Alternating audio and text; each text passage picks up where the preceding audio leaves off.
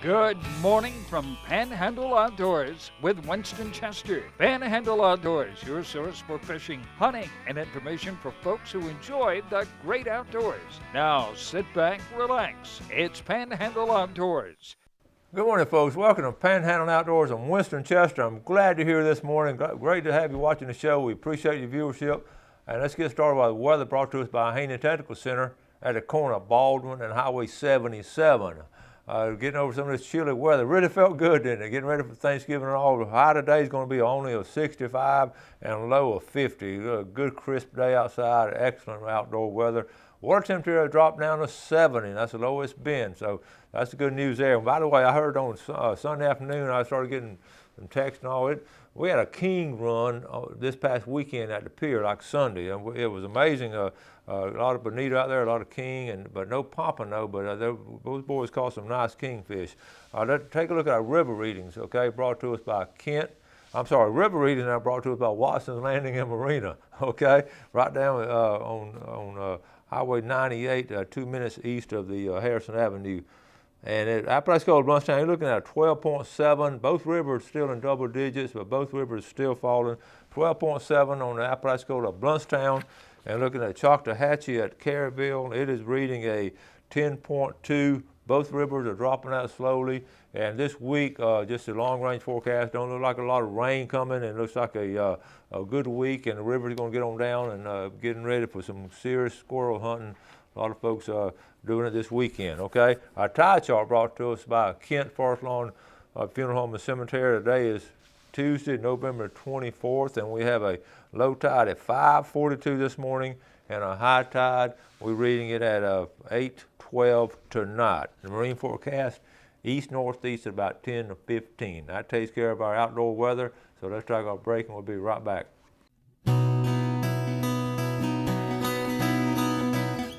All right, welcome back. Let's take a look at some really good pictures being sent over the weekend. All kind of activity happened. Let's start off with this big old catch here, big redfish, Brittany Erdman, and she's fishing really steady now, and she really enjoys fishing. Good job, Brittany. Those fish about big as you are, caught and released. Good job, Brittany.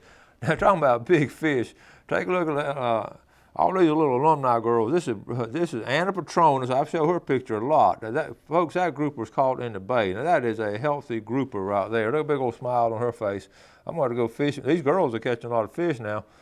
Let's go on into duck season open up, and I love seeing these pictures of these dogs and these hunters and nice ducks here. This is first one. This is Bo Sullivan with his spaniel there. I know they had a good trip. Good job, Bo. All right, here's another picture. This is Blake Sutherland with his dog. There's a retriever there, chocolate lab. Good picture there, Blake, and a good hunt I can see you had. And here's some more hunters. Duck hunting was good. Rusty Kelly, these are some redheads. Good job, Rusty. So you can see opening weekend duck season right here was pretty successful. Good job there, Rusty. Now, also, camera picture, Ralph Visco. This is up at Compass Lake, so y'all just be aware. There's a big old bear up there around Compass Lake, and be careful up there. All right, here goes another nice redfish caught and released. This appeared Nelson had a good time Sunday fishing around the pass there with his buddies. And our last picture here, little Braden Harris. This is shot this big old doe in front of some hounds running them up the road there, and good job, Braden. And I know that's fun taking a deer in front of those hounds, hearing those hounds hollering and barking and all. That's a lot of fun there. Okay, good picture, and we'll have more coming in. Don't forget, we also you can send those to me on email or Facebook, whatever, or message them. And I also have a picture. I got a 19-pound bass, or maybe 20-pound bass. I got to get the whole story on it. I got a picture here somewhere. It's local, up in Chain Lake. So I'm gonna try to get the story on it and tell you what's going on as soon as I can. But that's remarkable. Okay, I want to show you this video. This past weekend, we had it last week. Worked hard, had a long week. Had a ball game Friday night at St. Joe and Bluntstown. What a wonderful, great high school football game. It was one of those games where both teams just left it on the field. Of congratulations to St. Joe Sharks, and my heartfelt to those boys from Bluntstown and the coaches and the fans. What a remarkable game, and it was just wonderful to see. I felt sorry for the Bluntstown folks. They played so hard too. So anyway, only one team can win, but I enjoyed it. So got up Saturday morning, spent the night at the Cape, got up Saturday morning, and just slept a little bit late, had a cup of coffee, and I wasn't planning on fishing early. I was just tired. I worked hard all week. So Gail and I said, let's just jump in the truck and throw the rod and reels in the back. We're going to go ride on the beach. And we just messed around. You ever had one of those Saturdays where we just mess around? And that's sort of what we did. So I want to we shot some video, had a good time, and didn't catch a lot of fish, but you'll see why, okay? Let's roll this video, Jeff.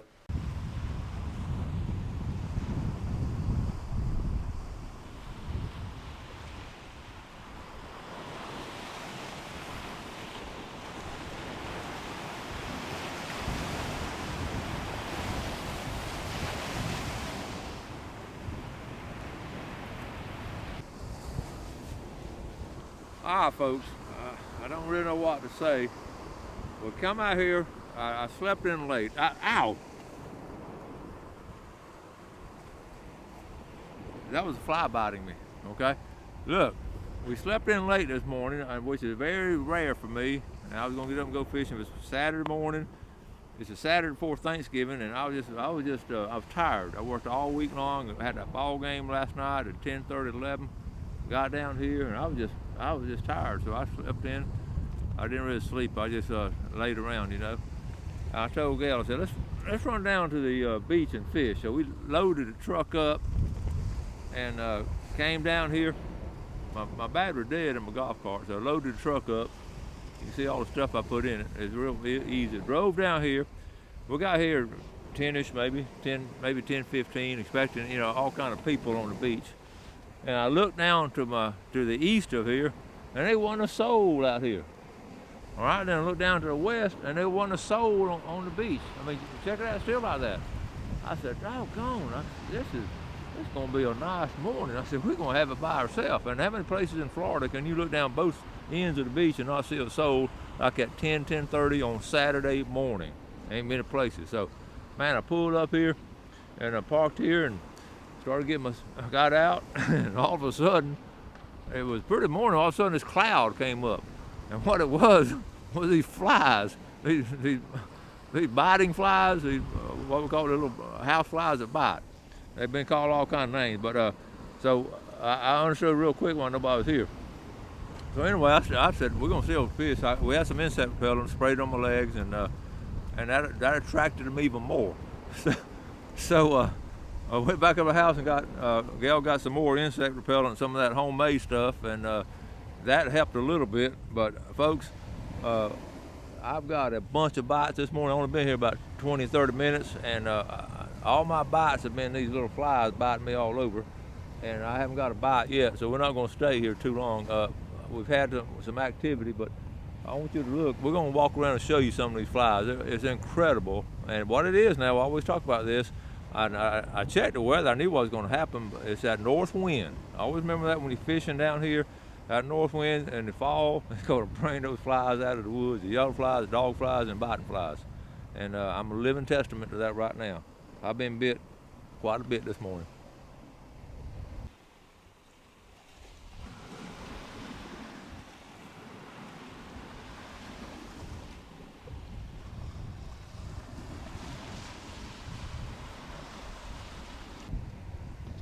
And one other thing too, I think from growing up being an athlete and playing ball all my life, my young life, and then being a coach, I always make a game out of something. I'm always competitive, and even when I'm by myself, I do little games. I always have. Well, right this morning, I'm having a game between me and the flies, and I'm counting how many I kill. Okay, that's the home team, that's me, and how many bite me. Okay, and right now, I've killed 7, and they bit me 11 times. So I'm losing 11-7. So I'm gonna try to score up. As soon as I get ahead, I'm gonna quit this game. All right, just starting to catch them. I just found them, and but you know what? I'm not gonna stick it out. We can catch these whiting anytime. You know, whiting, the summertime, They're hard to find, but in fall and winter, they're good fish to catch, okay? And good eating too, but we're gonna let him go.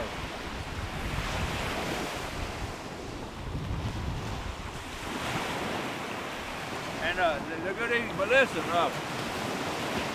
as always, they're close to the shore than you think. A lot of times, all of us want to cast as far as we can, but the best tip on whiting is they're close to shore. They're out there anywhere from 10 to 30 feet is where I usually catch most of my whiting. And most of the time people throw way past it. So well, I found a hole. They're in this hole right here. Y'all want to mark it? Okay. Y'all see there? Got a boat to the left and the clouds over there to the right. Mark that spot right there.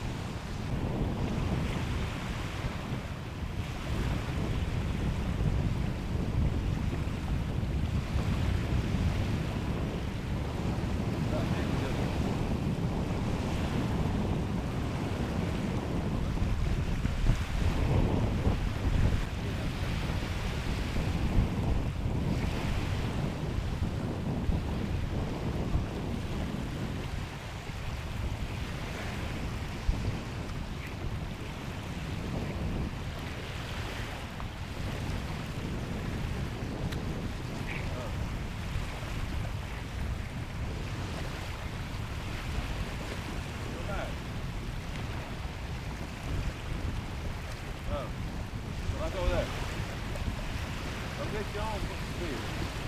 Get your own fish.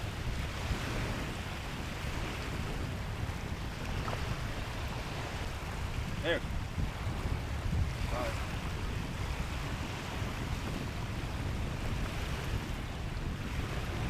There you go.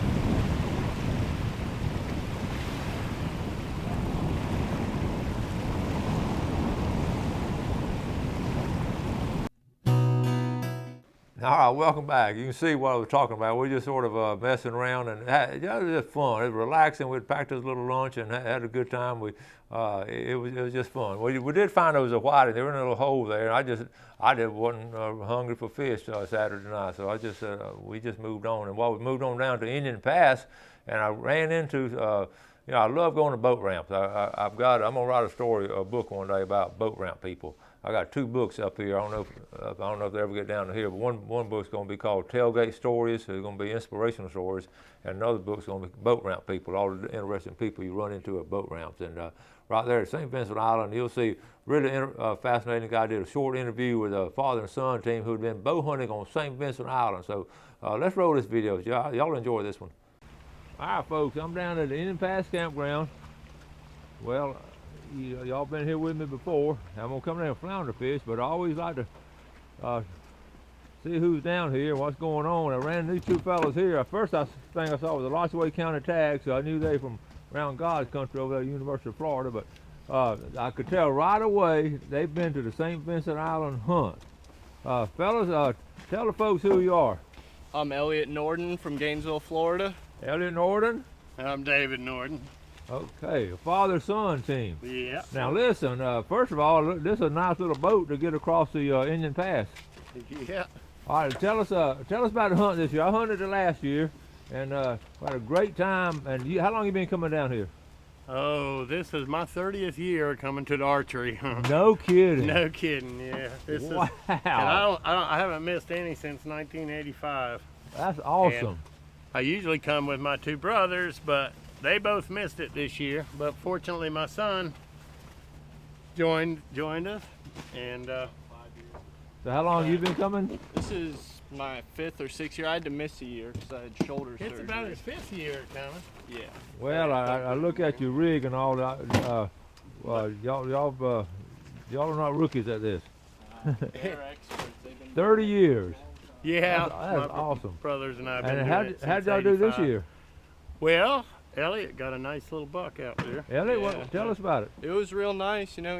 He kind of surprised me. Honestly, he walked right up on me, and I got lucky. He came within about 25 yards and took the shot, and he didn't go more than 15 yards. So a little 4-point. So Oh, wonderful. yeah, it was great. Good island deer. I was real happy. Wonderful.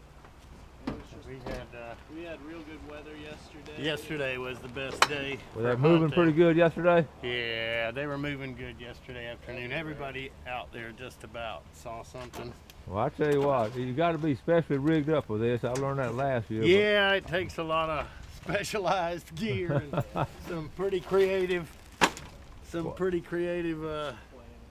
planning and putting junk together. And every year you kind of modify things a little bit. Do you hunt the same area every year, or you move around a little bit? No, I move around. I mean, I might go 3 or 4 years hunting in the same area, and then hunt in another area. But we always stay on the Indian Pass side of the island, Yeah. and there's another campsite on the West Pass side where people. Yeah, and I've hunted there years People ago, hunt. back in the 70s. That's pretty rough getting there. Once my brothers and I went there to the sandbird hunt, and you had to go on that side there, but we didn't get any sandbird deer. Yeah. But I have seen some over the years. Have you Some seen big many stuff. down on this end? I have seen some on this end. Yeah, I ran into Over the years. I didn't see one this year, but Yeah. there's quite a bit of sign out there this year. For Yeah. a while I wasn't seeing as much sign several years ago, but now I'm starting to see more of it again. Okay. And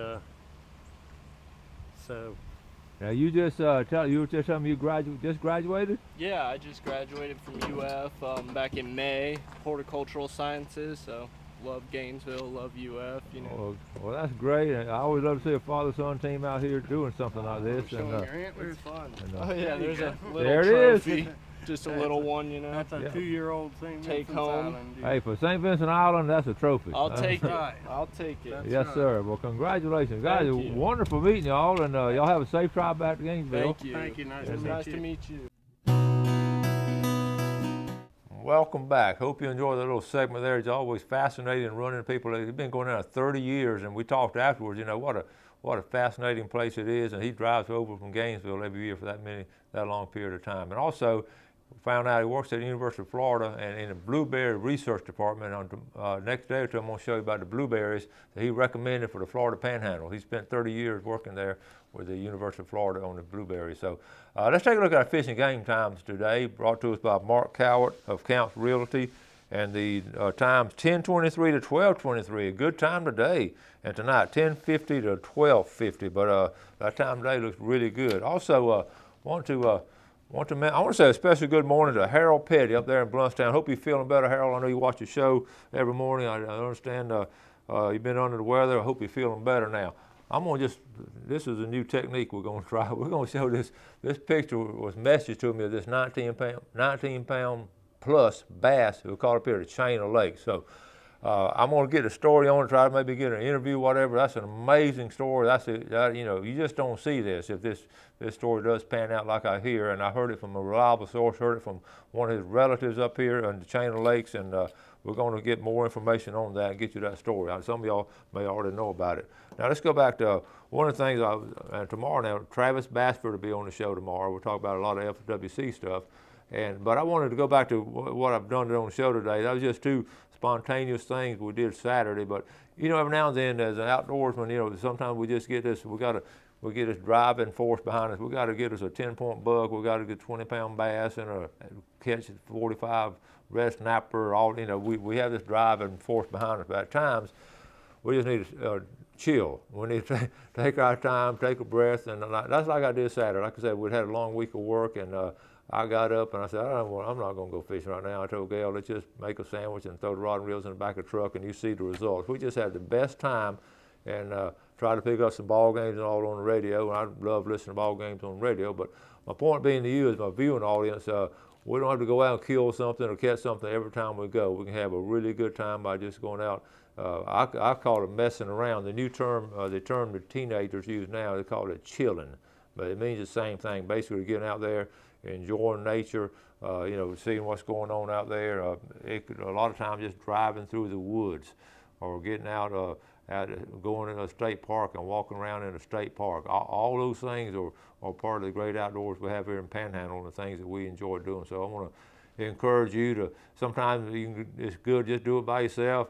Most of the time I like to do it with Gail, and sometimes we take some of the kids with us. And if we're driving on the beach, we put them in the back of the truck on the tailgate and drive along real slow and all. But just all kinds of things you can do along those lines, like I say, without having to come back and with a boatload of fish or a big, you know, big wild hog or something. But now I'm not saying that's not a bad thing, because I'd love to do that too. So don't get me wrong, but I would say okay, just a change of pace, and especially with Thanksgiving coming up. I have so many things to be thankful of, and a lot of y'all have a chance now. You're off work, and you'll have a chance to relax and do some things together with your family and your friends. So take advantage of it, and take advantage of going outdoors, and you know, taking a deep breath and just drawing it all in. And that's just something I want to talk about this morning, and that's why I want to show you those videos. Okay, I'll wrap it up. Tomorrow got a big show lined up. As always, I want to tell you how much I appreciate the viewership, how much I appreciate you spending time with our sponsors, and we'll close it out for today. Do something good for your fellow man. Have a great day, and God bless. Thanks for joining us for Panhandle Outdoors with Winston Chester. Panhandle Outdoors features hunting, fishing, and other activities and information to help you enjoy the great outdoors. Join us next time for Panhandle Outdoors.